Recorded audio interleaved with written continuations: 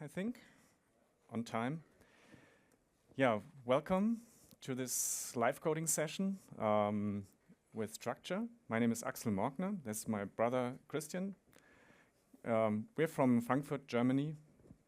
Well, I'm from Frankfurt. He lives somewhere else in Germany. So, and we founded Structr like 12 years ago. And yeah, today we want to show you how to build applications with Structr. And so first, what is Structr? It's a low-code platform optimized for complex use cases. So when other no-code or low-code tools reach the upper limit of complexity and it gets slow and maybe it's not flexible enough, then typically customers find us.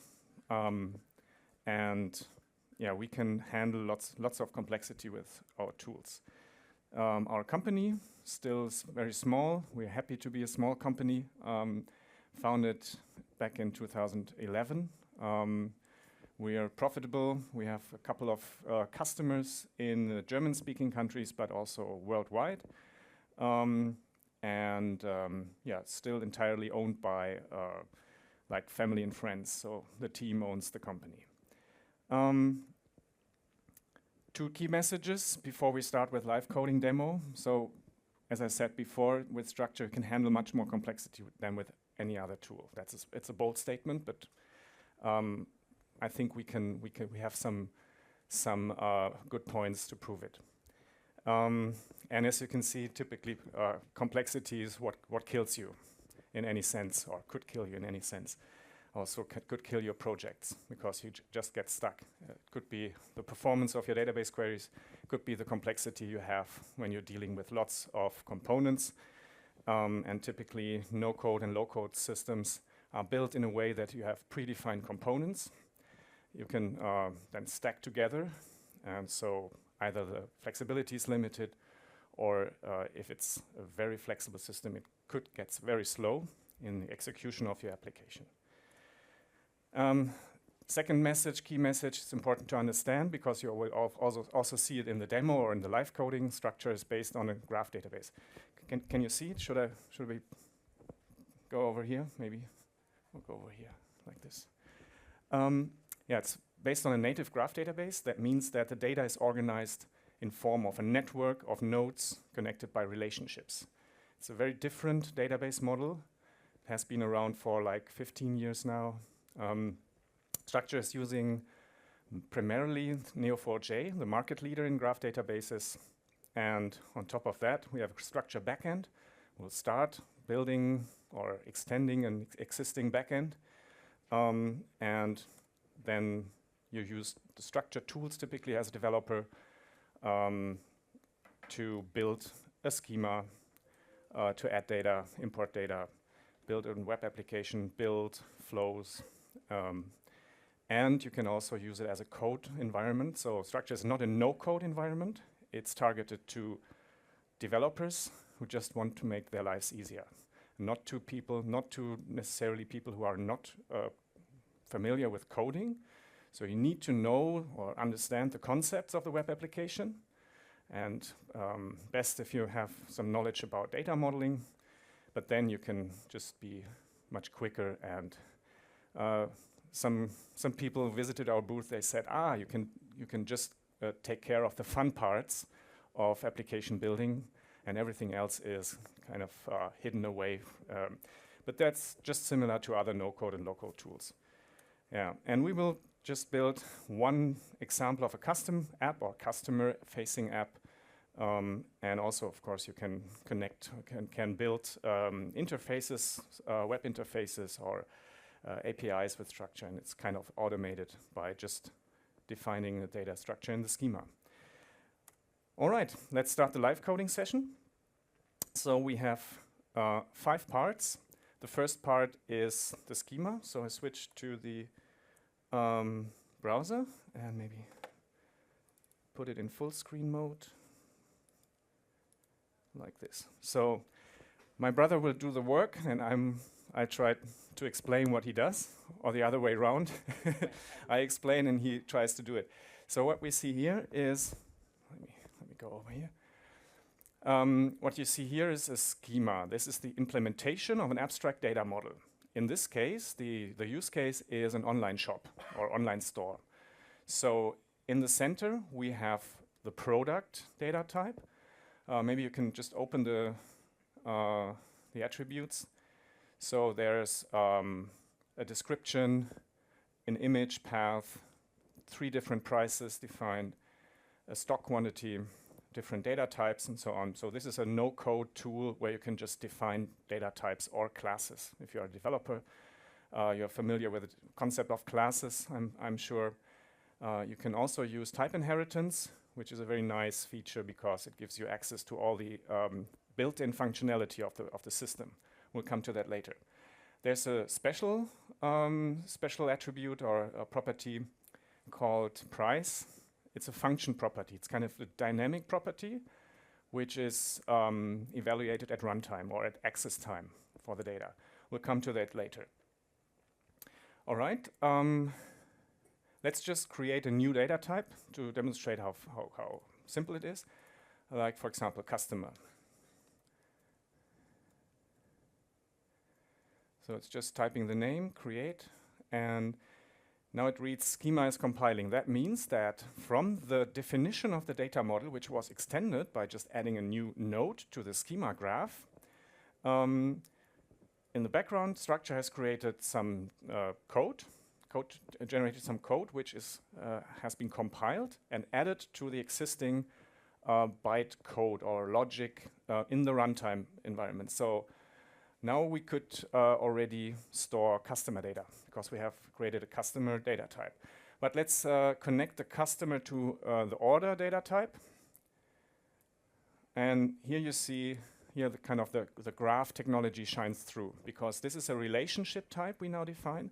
We just give it a semantically correct name, for example, has or has order. It doesn't really matter what the name is, it's just for you for readability reasons. And maybe you can change the names of the attributes that will be automatically created for each data type. So now, after like customers and orders, typically, it's easier then to find it later on.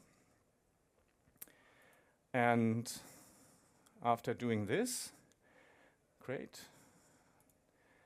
Now the schema has been extended. So now each order object automatically has a collection of customers, and each customer object has a collection of orders. That's it. So now we can go to, or maybe let's show type inheritance. Type inheritance, as I mentioned, just gives you access to existing functionality. For example, let's add an invoice data type for sending people or giving people the opportunity to download their invoice in this online shop. So Christian creates an invoice data type and sets the extends attribute to file. File is an internal data type which is shipped with Structr, and it implements the file functionality. There's also folder, and folders can build a hierarchy, and you could put files into folders. The files can be stored in any file system, could be an S3, AWS3, or a local file system or any other cloud file system. So there's an file system abstraction layer, but the management of all the files and folders and the metadata, and it could be custom metadata, takes place in Structr. So the metadata is stored in the graph database, and the binary data is stored wherever you want it, in like any file system. And you see the dashed line, which shows the type inheritance relationship. So that way, the system automatically knows that an invoice is a file, can be stored in a folder. And of course, we could add custom attributes to invoice, maybe open the invoice data type and add a new direct property. Direct property is a property which is only local to one or special to one data type, while the linked properties are properties of linked objects. That way, name, I think name is already set. You can, just maybe invoice ID or something so that we can find that later on. Just to show how easy it is to add custom metadata. So this is very important because that's all you have to do to define a backend. Now you have a backend, fully fledged RESTful and GraphQL backend with all the data types here. Yeah, this is basically part one. So next part is data. So how to create data in the system. This is only one way. Of course, you can import data like from CSV files. You can synchronize any database. Like there's a MongoDB driver. There's an SQL driver where you can just connect to any other database. You can import JSON, XML parsers already there. Can you go back to the backend and the data section, right? So the data section now has all the new types and also the existing types, which I prepared for this demo. Now, for example, let's create a customer.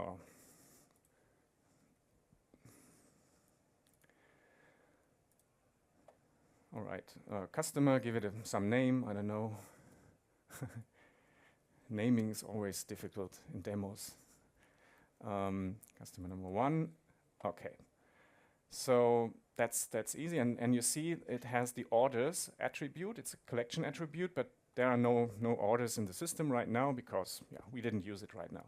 But that way you can create data, importing. For import there are also many interfaces.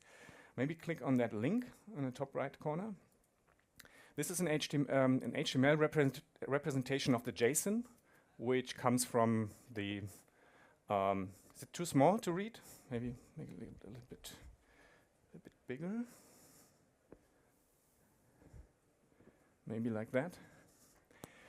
That's the JSON that comes from the REST interface. We just created the data type, but it has already some attributes like some default attributes like name, an owner, grantees. That is comes from the security system, which is already built in. Maybe come to that later. Has a type and UUID. Each object in the database has a universal unique ID. Some date attributes and so on. And an orders collection. At the bottom you see an empty orders collection. And that has just been created by just connecting these two data types in the schema. All right, maybe create some orders and then connect the orders to the customer.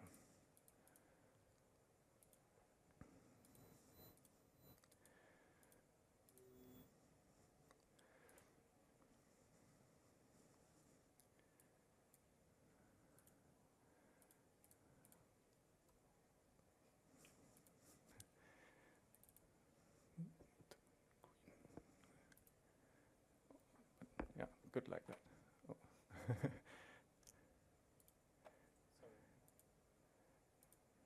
All right. Now, when you reload, you see the collection of orders now is populated with the 3 orders we just created.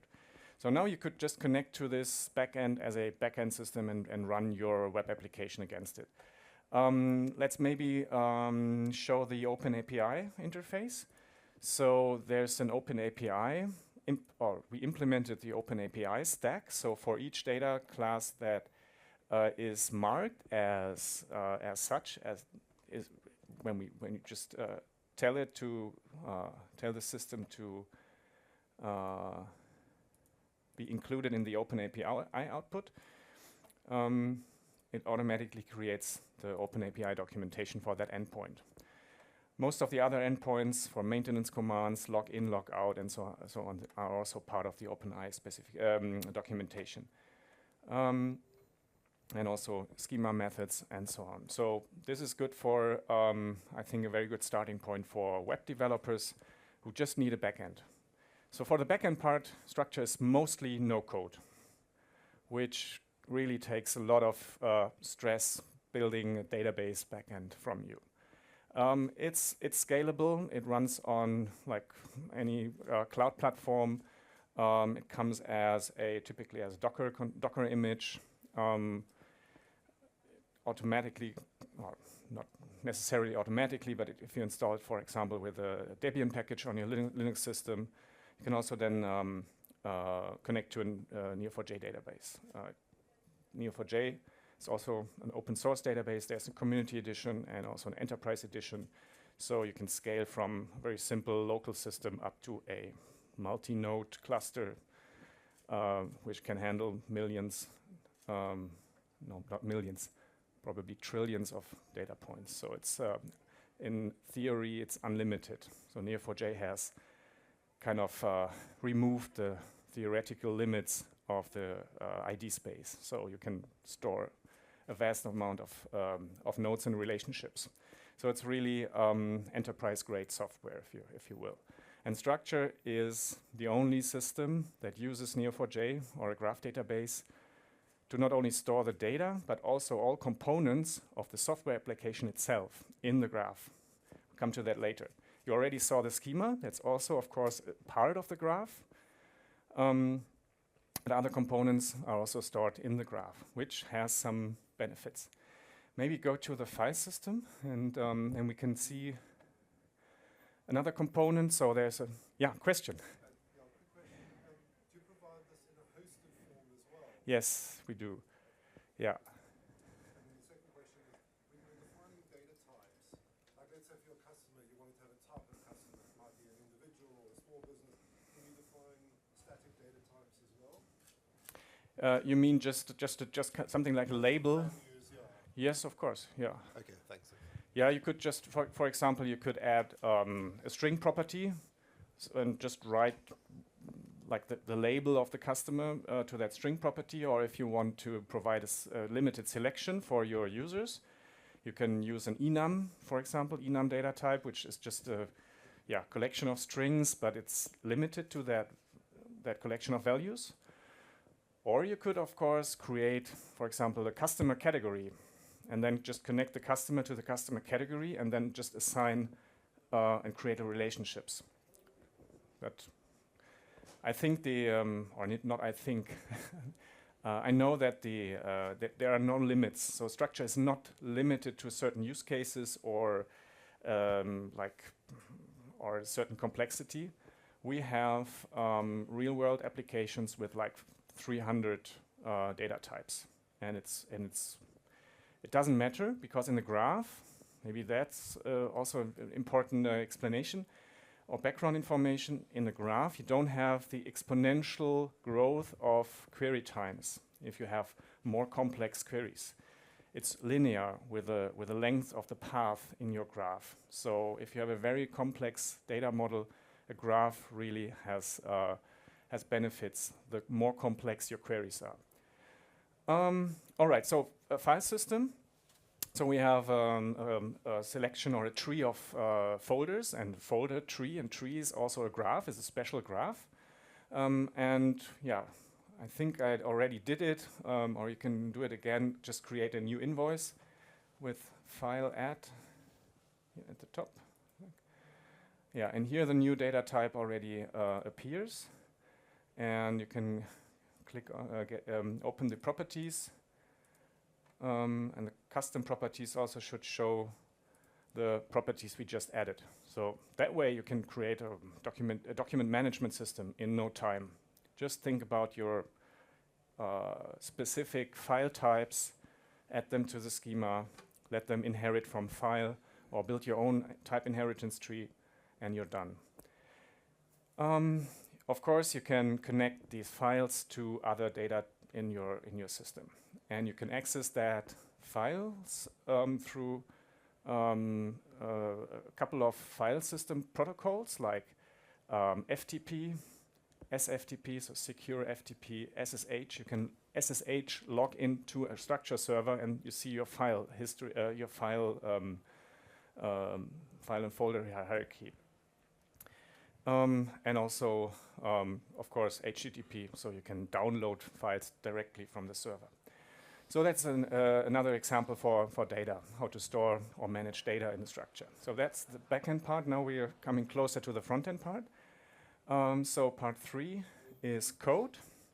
I mentioned that Structr is not a pure low-code system, because, yeah, why are we targeting developers who still love to write code? Because I mean, that's the nature of many developers. They just want to type. So this is something we often see. But they, of course, don't want to type everything and reinvent the wheel for each project. So all software, I think software toolkits and frameworks tend to solve that problem in one way or the other. And we just said, okay, let's keep the freedom for developers to write their own code, but take away the difficult part and let them only write the fun part, which is the business logic, the special ideas they have. Let them be creative, but take away the boring stuff. So we have a code area, which is, I think, already there. Christian has already opened it. And we have, here on the left-hand side, we have, again, the data types organized in the tree. And each data type can have methods. And these methods can be like simple methods like get order total, for example. It's just the addition of the pricing options and just returns the sum of these prices, shipping, tax estimate, and so on. But you can also create some more complex code or implement complex API calls. For example, check out Stripe, as it is an online shop. It's the complete connection or the entire call handling to the Stripe service for checkout of our shopping cart in this demo. So if you scroll down, you see that we just collect the items from the shopping cart, create a nice little JSON document, send it over to a specific URL at Stripe, and we get back a token, and the customer will be redirected to a special page. Now we create the token and we get redirected to a special page, and then we get the signal, okay, this order has been paid or not. If payment was successful, we can set the status internally, and then basically the order has to be shipped. So you see, implementing API calls to outbound API calls is just simple as creating a method here, writing some code in your preferred language. So preferred language, very important topic. Structr is built on or is using the Graal VM internally. It's a Java virtual machine, a very new Java virtual machine developed by Oracle. It features a polyglot scripting engine. That means that many scripting languages will be supported or are already supported, and many more in the future. And they share all the same kind of interface to, for example, data. So from the Structr side, we implemented one generic interface, and the scripting engine gives the developers access to the functionality in Structr and to the data in the Structr database in their preferred scripting language, like, for example, Java, JavaScript, PHP, Python, R, I think Ruby is also possible, C#, and even Visual Basic. If you still like to code in Visual Basic, you can do that with Structr. Most people nowadays use just JavaScript because they're familiar with from front-end coding. There are also some lifecycle methods. That means that whenever something happens in the system, for example, an object is saved, the lifecycle method will be executed. It's optional, but there you can trigger other actions. That's also very important to implement processes. There's an onSave, onCreate, onDelete method, on user login, on OAuth login, so you can trigger actions if someone logs in, and then it's just as simple as implementing or creating a method here, writing some lines of code. There's a quite comprehensive library of internal functions that gives you, as a developer, access to all the functionality in Structr. All right, that's the code part. It's very, I think, very, very versatile and gives you access to a lot of functionality. So now we come to the front-end part. So Structr features a front-end builder, a page builder. It's not a drag and drop It has some drag and drop elements, but it's not targeted at the like non-HTML developers. So it's not a design tool, let's put it that way. We're working on some components that can be used as a design tool, but we are not there yet. And we don't know exactly if we should go that way or not. It's not decided yet. But let's show you, we can show you what we have. So here you see the beautiful online shop with some Structr products. Most of them you can get at our booth. So this page, on the left-hand side, we have the page tree. So Structr can be used to create pages.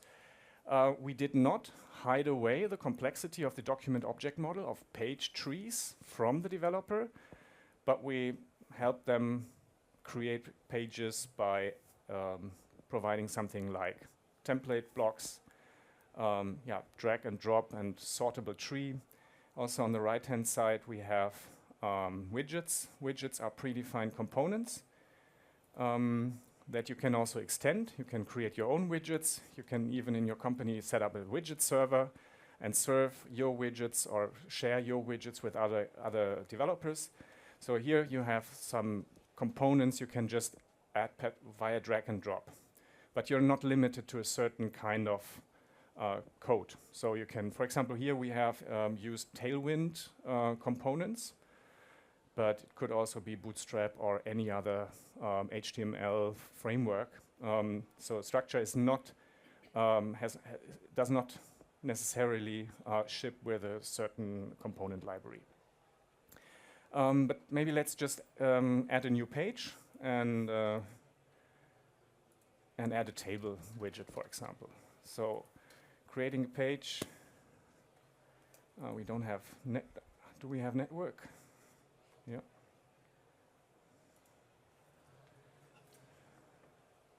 Okay. So this is creating a page. It already has a Tailwind page template as a child element, and now you can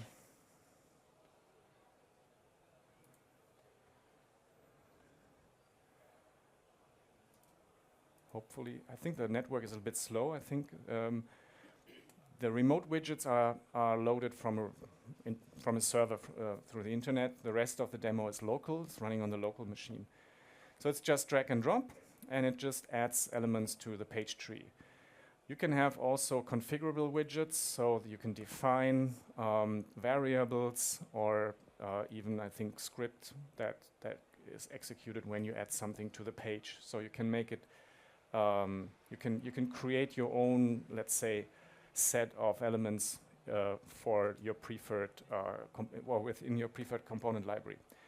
All right, and now let's maybe just add a repeater or an iterator. So let's turn that table with one line into a table that shows maybe our customers. We just created a couple of customers, or one customer at least. So what Christian is doing, he navigated to the TR element. As I said, you have to have some knowledge about HTML. It's not a no-code tool. But here at the TR element, which stands for table row, he adds a repeater, enters a function query. Function query is one of the options to tell the system what to do or how to query the database. This is here just a simple find query, find customer, and he has to map that to a repeater keyword. You can't see it because the translation bar is hiding it, but it's just mapped to, I think, customer. And now in the text element of your first column in the table, you can just reference a customer name by just entering a template expression. Yeah, he's not used to Mac, I'm sorry. So it's customer.name, I think. And now if you click on preview, you should see customer number 1 in the table. So that's easy as that is to create web applications. Of course, you typically want to also have interaction in your web application. For this purpose, let's use the profile page, for example, where users can set their email address or the currency in the online shop, and I show you or we show you the event action binding or handling. So we already have prepared this profile page with a couple of input fields. The input fields are already populated with the values from the database, so this is kind of the data output. And now the interaction is defined by adding an event action mapping to the save button, because if you click the save button, something should happen. Okay, so in this case, if you click on that button, an object should be updated. It's the curly brace.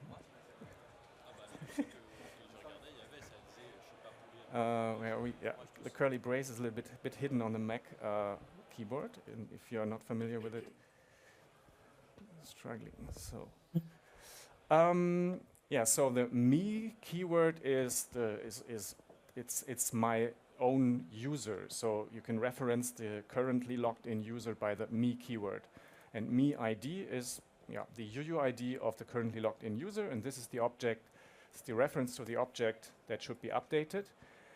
You don't even have to type the parameter name. You can just now for the parameters we want to send with this request to update the data in database, we can just map the input fields by creating a new parameter mapping and dragging and dropping, for example, the name input field, name, email, password, and currency.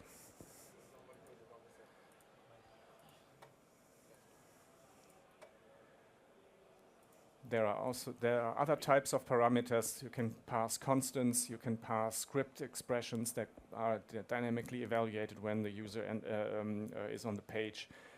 Now you can, for example, define notifications. You could either say nothing should happen if on success or on failure, and also you can define a follow-up actions for the case of success, a successful database operation, or in the case of a failed database operation. That could be navigating through a different page, or executing a method, sending out a notification, or some other things that you probably can't see because of the translation bar here. Can you scroll up a little bit, or no, maybe? Yeah. So for success notification, could also maybe you can open this these options. It could be a system alert. It's just a browser system alert, which looks nice on mobile devices. Inline text message is just a small text message, or you could display a custom dialog, which is defined by a CSS ID, or just you can link an element and say, okay, this element typically is hidden, but should be visible, for example, if the operation failed. This could be a custom error message. That's the parameter mapping. The interesting part here, again, is, and that was added in the latest version 5, that this event action mapping, everything that happens here, and also the parameter mapping is stored also in the graph. So we have not only the front-end components, the document object model is fully implemented in the graph. So not only the front-end elements and the back-end elements, the back-end data and the code elements, the methods and so on, but now we have also the event action mapping. In the next version, we will add a process or more process-oriented front-end to also define processes. And the good thing there is, because we have all the front-end part, the event action mapping, and then also the processes in the same graph, in the same database, we can just connect everything and use a visual editor, which you might already have seen in many other systems. But we have the full path from the front-end element to the event mapping, to the processes, to the database, to the interfaces, and back. So it's all stored in a graph database, and it's like a native and a very natural way of storing this kind of data. So next or last part, I think, and we are already close to closing time or ending flows. I will just show an example of our flow implemented. A flow is, or our flow editor is a visual programming tool. So you can, instead of writing code, you can use this flow editor. In this case, it's just a query. So I will just explain what that does. There's a type query, which does a lookup in the database for products here in this case. This is connected to a filter.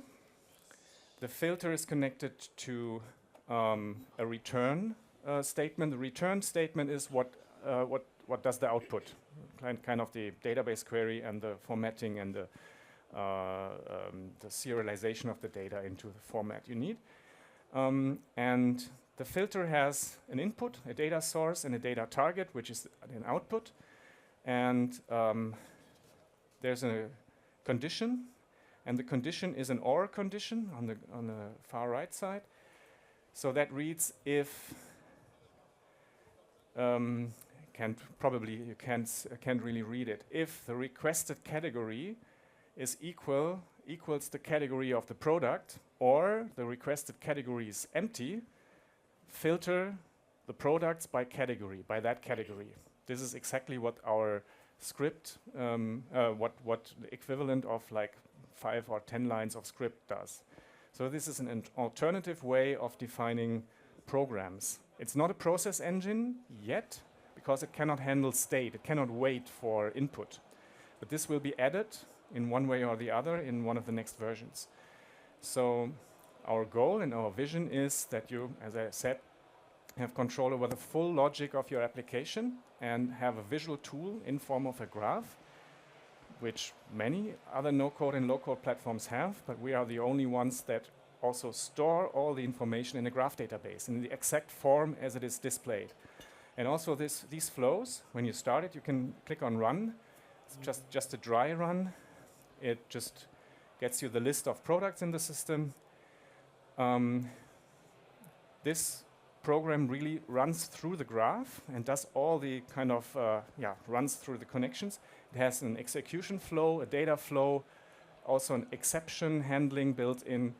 And this will also be the basis for integrated testing, which is also very interesting for developers, because, I mean, you can build applications, but of course, you have to test it, and automated testing typically is scripting. Most external libraries, JavaScript or Java libraries, require you to write test script, and it's difficult to translate the test logic and what your application is supposed to do to scripts. And we want to integrate that into a graphical user interface, but that's the vision for maybe version 6. At the moment, these flows can just replace database queries. When you go back to the pages and go to the product page, which is, or products page, and there's an A element, which is responsible for rendering the boxes. And here's the repeater query. The repeater query is just the get product. Get products. Should read get products. Sorry for that spelling mistake. There's also another way of getting data from the database. So if you have more complex queries, that's, I mean, products filter by category is simple. You don't need any, you can do it with any database. But if you have a very complex query, think about a very deep tree, like a bill of material of a product, maybe with variants, maybe with versions, maybe with packaging, shipment costs, very deep and connected graph. And then you want to answer very complex questions. For example, give me all the products that have been ordered in the last month by customers from that country that are older than 18 years, and at the same time product that have shipping costs that, and so on and so on. This is a very complex query. For this kind of query, we are using Cypher. Cypher is the database query language designed and implemented or created by Neo4j. And Cypher uses something they call they call it, it looks like ASCII art because you define the pattern in your graph in a way that it resembles your response. So it's kind of a pattern matching query language, and it's very very verbose and expressive. So this is very good for very complex queries. And as we are in the graph, these queries are also very quick. So Structr, for example, does not use any caching. You can do all the queries in real time. We don't have to do pre-aggregations of data. So all data is queried in real time, and typically even creating dynamic web pages is a matter of like sub-seconds. Simple elements are rendered in just a few milliseconds. Also, the access to the REST interface, the same algorithm, it just follows the paths or the relationships in the graph and creates the JSON documents just by going through the graph. Yeah, I think that's it. That was kind of our live coding session. Thanks for your attention, and questions, please. Thank you. If there are any. I have a question. I'm in sales in Structr, so I just wanted to tell you that I am here, and then 60 seconds of business. 60 seconds of business is licensing. We have diverse licensing options, and we have in-house development. We have partners who develop applications, and we'd love to hear some of your use cases if you have anything going on. What we love to hear is we tried everything else and we couldn't do it. Come to us. We'll do it. That's it.